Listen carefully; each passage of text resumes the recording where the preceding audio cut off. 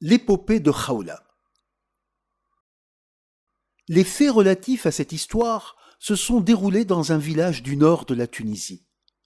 Durant des années, les personnages que nous allons découvrir ont vécu ces situations en silence, et même le narrateur est resté plusieurs années confiné dans l'anonymat avant de se décider à raconter cette histoire. Les parents de Khawla habitaient une maison bâtie sur une colline plutôt élevée, dominant des champs qui s'étiraient jusqu'à l'horizon. Khawla est une fillette de 6 ans. Ses parents la destinaient à être bergère et avaient commencé à lui apprendre les rudiments du métier. Tous deux refusaient absolument de l'inscrire à l'école et ne lui voyaient d'avenir que conduisant un troupeau. Chaque matin, Khawla emmenait paître les animaux.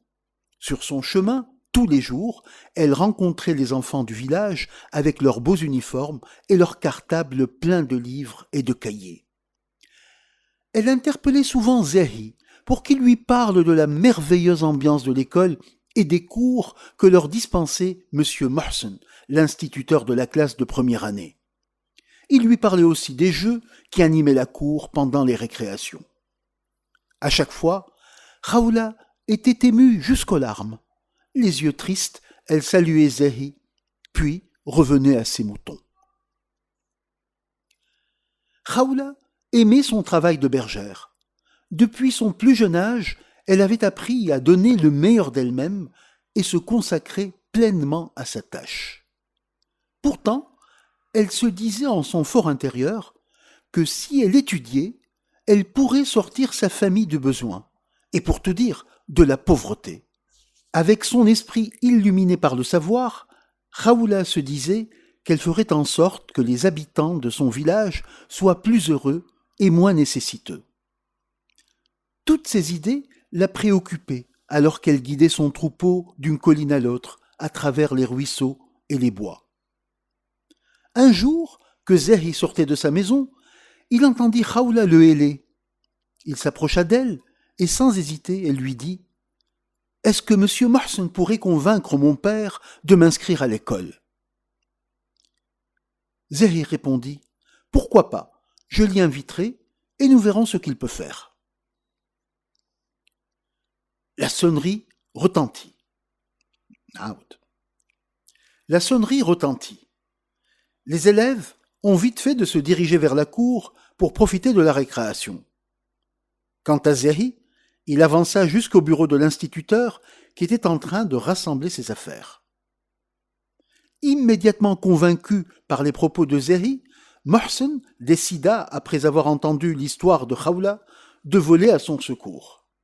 Il tapota l'épaule de Zahi et lui dit « Ne t'inquiète pas, mon enfant, j'irai voir son père et je saurai me rendre utile. » À ce jour, nul ne sait ce que se sont dit Mohsen et Jum'i, le père de Khawla. Tous les habitants du village avaient bien vu Mohsen quitter tardivement la maison de Jum'i, mais ne connaissaient pas le but de sa visite. Il n'allait pas tarder à le savoir, car une semaine plus tard, comme à son habitude, Khawla sortit de sa maison de bon matin. Seulement, elle n'allait pas vers les champs, mais se rendait à l'école. Elle rayonnait de joie, resplendissante comme jamais. Khawla sautillait, chantait à tue-tête avec ses camarades et sautait si haut qu'on aurait dit qu'elle voulait s'envoler. Elle courait, enlaçait chacun des arbres et jouait au milieu des épis de blé avec un enthousiasme radieux. Elle était la plus heureuse des créatures de ce monde et ses amis, filles et garçons, étaient très fiers d'elle. Khawla a tenu à exercer son droit naturel à l'éducation et la voici récompensée. Enfin, elle a rejoint les enfants de son village sur les bancs de l'école. Depuis, elle voue un amour toujours plus grand à ses parents et ses liens avec son terroir sont devenus encore plus forts qu'auparavant. Doucement, paisiblement, les années sont passées. Khawla continuait à apprendre, assimiler les connaissances, engranger le savoir. Chaque semaine apportait du nouveau et toujours elle aidait ses parents pour les travaux des champs. Mieux, Tous les dimanches et aussi pendant les vacances, elle redevenait la bergère qu'elle était hier encore. Seulement, elle avait troqué sa flûte et son bâton pour des livres, des cahiers et des crayons. Demeurée reconnaissante à M. Mohsen, elle a longtemps continué à lui écrire. Lorsqu'il était revenu à Tunis pour s'y réinstaller, elle continua à lui donner de ses nouvelles. En écrivant à son instituteur, Khawla lui faisait part de ses préoccupations et lui posait aussi de nombreuses questions dans tous les domaines du savoir. Mohsen lui répondait régulièrement. Il lui prodiguait ses conseils et apportait toujours des réponses claires aux questions qu'elle lui posait. C'est dans une de ses lettres que Khawla informa Mohsen de l'ouverture d'une école secondaire non loin du village et de son inscription dans ses rangs. Khawla poursuivit ses études secondaires avec succès. Lorsqu'elle décrocha son baccalauréat, la joie de ses parents fut incommensurable. Que de chemin accompli pour la fillette qui aujourd'hui envisageait de commencer des études d'agronomie. Avec le soutien de ses parents, Khawla se rendit à la capitale où se trouvait l'université.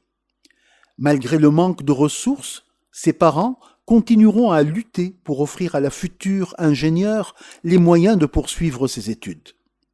Leur fierté était d'autant plus grande que Khawla était désormais l'unique enfant du village à entreprendre des études supérieures. Durant de longues années, les parents de Khawla maintiendront leur effort et ils finiront par être récompensés. Leur enfant n'a pas déçu leurs espoirs, et ceux de tout un village. Elle a connu une réussite éclatante et a brillamment obtenu son diplôme de fin d'études universitaires. Son père, ravi par cette réussite, s'empara du diplôme pour le mettre bien en vue, accroché sur le mur, au cœur de la maison. Tout le village s'est rassemblé ces Jum'i pour célébrer le succès de sa fille et le retour au village de l'enfant prodigue. Jusqu'à tard dans la nuit, la fête battait son plein dans la liesse générale. Avant le départ des convives, Khawla prit la parole, invitant l'assistance à l'écouter.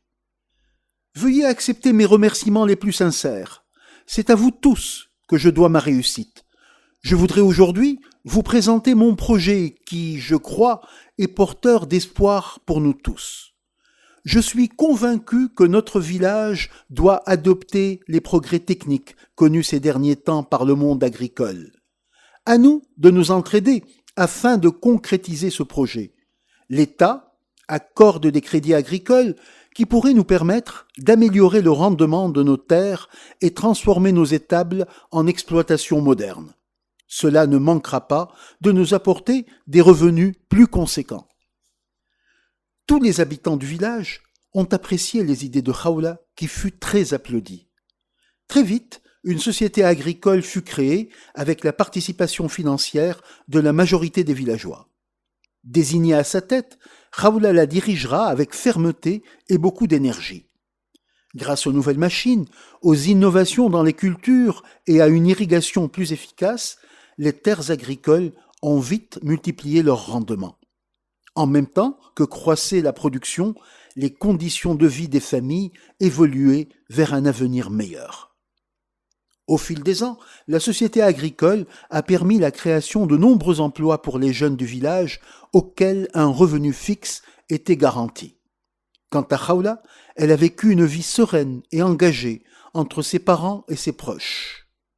Comblée, symbolisant la fille fidèle et déterminée, la femme énergique et intelligente, Khawla n'a pas démenti le poète qui affirmait que le savoir pouvait soutenir une maison sans piliers et que l'ignorance pourrait détruire la plus glorieuse et vertueuse des demeures.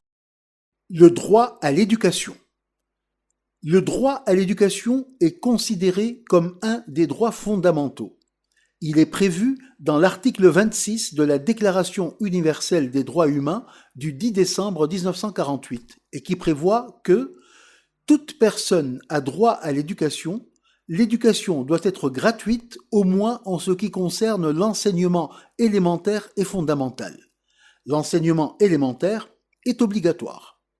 Ce droit a aussi été prévu par les articles 13 et 14 du pacte international relatif aux droits économiques, sociaux et culturels, adopté le 16 décembre 1966 et qui insiste sur le caractère obligatoire et gratuit pour tous et toutes, ainsi que par les articles 28 et 29 de la Convention internationale des droits de l'enfant, CIDE, adoptée le 20 novembre 1989. Le droit tunisien garantit également le droit à l'éducation, à partir de plusieurs textes juridiques relatifs à l'éducation et à la formation. Le premier texte, qui date du 4 novembre 1958, est une loi qui insiste sur le caractère obligatoire de l'éducation des enfants de 6 à 12 ans et qui consacre le principe de la gratuité de l'éducation dans tous les niveaux. Ce droit fut renforcé par la loi de la réforme de l'éducation en 1991, qui interdit aux parents de ne pas inscrire leurs enfants dans les établissements d'enseignement primaire et secondaire ou de les en retirer avant l'âge de 16 ans et non de 12 comme cela avait été prévu en 1958. Du principe de la scolarité obligatoire, on commence à parler du principe de l'obligation de continuer cette scolarité jusqu'à l'âge de 16 ans au minimum. Le législateur tunisien s'est porté garant de la protection de ce droit, surtout à travers la promulgation de la loi d'orientation numéro 2002-80 du 23 juillet 2002 relative à l'éducation et à l'enseignement scolaire. Cette loi prévoit des sanctions financières pour les parents qui privent délibérément leurs enfants de leur droit à l'éducation jusqu'à l'âge légal minimum. Le principe de la sauvegarde du patrimoine et de la protection de l'identité nationale. La préservation de l'identité nationale est un des principes les plus importants de l'État. Pour le faire, et afin de renforcer le sentiment d'appartenance des individus et des différentes générations, il a fallu consacrer un principe complémentaire, qui est la protection du patrimoine. Ce dernier principe est l'ensemble de ce qu'ont laissé les civilisations successives dans le pays, dans son histoire, et ce qui en découle en termes d'idées, de sciences, des arts, de la littérature, de l'urbanisme et de ce qui constitue l'identité d'un peuple. Dans ce cadre, le législateur tunisien a promulgué plusieurs lois qui consacrent le principe de la protection du patrimoine matériel et immatériel, dont principalement le Code de la protection du patrimoine. Ce code constitue un ensemble de textes juridiques nationaux qui consacrent en grande partie ce qu'a prévu le traité de l'Organisation des Nations Unies pour l'éducation, la science et la culture, UNESCO, relatif à la protection du patrimoine mondial culturel et naturel, adopté en 1972.